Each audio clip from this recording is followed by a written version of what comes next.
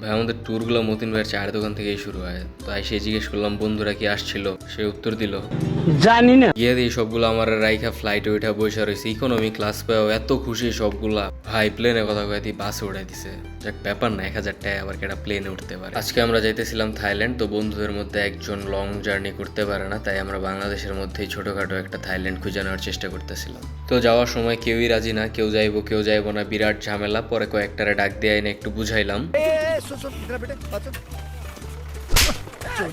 মোটামুটি ভদ্রভাবে বোঝানোর পর সবগুলোই বুঝছে, কিন্তু তারপর দু একটা আবার নকশা শুরু করছে যে ভাই জামা কাপড় নাই, কেমনে যাবো, এটা ওইটা অনেক কিছু। পরে আমার বাসায় নিয়ে একটু কাপড় চোপড় দিলাম।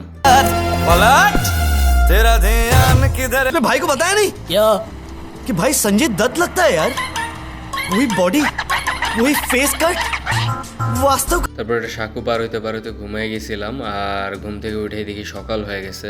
বাস থেকে নামছিলাম একটু ফ্রেশ হওয়ার জন্য, এদিকে একটা চিপস ওলা আমার পিছনে বেড়ে গেছে একটা চিপস কেনার জন্য।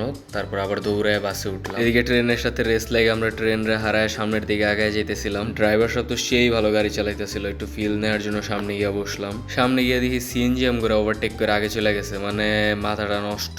ড্রাইভার সাহেবরা অনেক প্যারা দিলাম, ভাই এটা কেমনি কি এটা বুঝতেছি না। তারপর ভাই এমন স্পিড বাড়াইলো, সিএনজি অটো সব ছাড়াই আমরা সামনে চলে গেলাম। খালি আমরাই আসছিলাম সামনে, কোনো গাড়ি গুড়ি আসছিল না।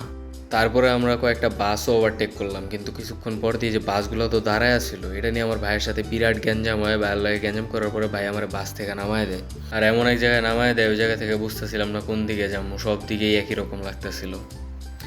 তারপর যেদিকে দুই চোখ যায় ওই দিকে না যায় আমরা সুন্দর সুন্দর মেয়েদের পিছনে গেলাম। কেউ বুঝতে পারলাম যে এলাকার ব্রাইটনেস একটু বেশি, মানে সানগ্লাস ছাড়া তো কোনো উপায় নাই। আমরা আসলে জেলেদের এলাকায় ঢুকে গেছিলাম। নদীর পাড়ে সবাই মাছ ধরতে ব্যস্ত ছিল, নদীর পাড়ে ঝাঁকে ঝাঁকে মানুষ মাছ ধরার জন্য ঝাঁপায়া পড়তেছিল নদীতে।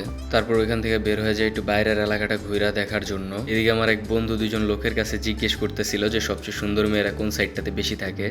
এদিকে জেলেরা যে দিনের বেলা মাছগুলো ধরে ওইগুলো রাতে নিয়ে আসে বিক্রির জন্য। তো আমরাও ঘুরে ঘুরে দেখতেছিলাম। এই জায়গায় তিমি, ডলফিন, হাঙ্গর থেকে শুরু করে সব ধরনের মাছই আসিল। কেউ একজন কয়ে দিছিল ভাই মাছ কিনতে গেলে এই জায়গায় কিন্তু বিরাট দামাদামি করা লাগবো। আমরাও গেছি, তাইলে আপনার করে চিনেনি নেই। আমরাও গিয়া দোকানদারের 1200 টাকার মাছ 200 টাকা কইছি। পরে দোকানদার হাতের সামনে যা পাইছে তা দিয়ে আম করে বুঝায় ওখান থেকে বের করে দিছে। এদিকে একজন আরেকজনের ছবি তুলে দিতেছিল, আরেকজন ক্যামেরার দিকে না তাকায় মায়ের দিকে তাকাইছিল, মনটা চায়।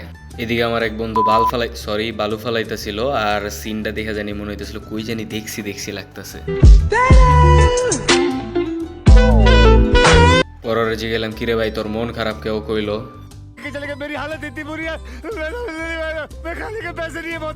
তারপর আমি আর আমার বন্ধু মিলে ওর একটু মোটিভেশন দিলাম, কারণ বিপদের সময় বন্ধুর পাশে দাঁড়াইতে হয় সব সময়। ऐसे जिया तो क्या जिया